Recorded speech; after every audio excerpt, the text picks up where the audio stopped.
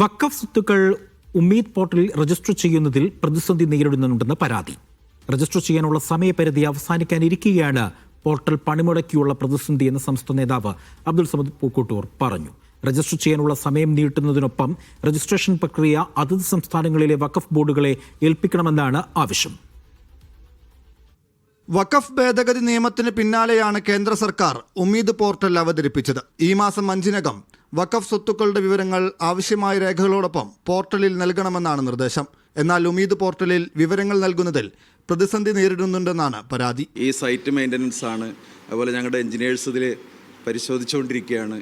അതല്ലെങ്കിൽ site black out ആവുക എന്നിത്യാദി കാരണങ്ങളാൽ നമുക്കിത് ചെയ്യാൻ കഴിയുന്നില്ല.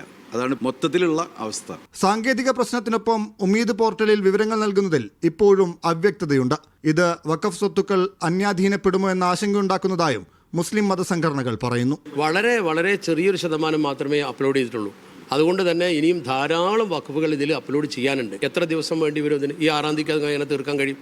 അതാണ് ആശങ്ക. രജിസ്റ്റർ ചെയ്യാനുള്ള സമയപരിധി നീട്ടുന്നതിനൊപ്പം രജിസ്ട്രേഷൻ കാര്യക്ഷമമാക്കാനുള്ള നടപടിയായി അതത് സംസ്ഥാനങ്ങളിലെ വഖഫ് ബോർഡുകളെ ചുമതലപ്പെടുത്തണമെന്നുമാണ് ആവശ്യം. ഈ വഖഫ് സ്വത്ത് പരിരക്ഷിക്കുന്ന ആളുകളെ നെട്ടോട്ടം ഓടിക്കുന്ന ഈ സംവിധാനത്തിന് പകരം വഖഫ് ബോർഡ് ഇത് അപ്ലോഡ് ചെയ്യുന്ന കാര്യം ഏറ്റെടുക്കാൻ വഖഫ് ബോർഡ് തയ്യാറാണെന്ന് ചില ഉദ്യോഗസ്ഥന്മാർ പറയുന്നുണ്ട്. പക്ഷേ സെൻട്രൽ ഗവൺമെൻറ് അതിന് വഖഫ് ബോർഡുകൾക്ക് ഉത്തരവ് കൊടുക്കണം.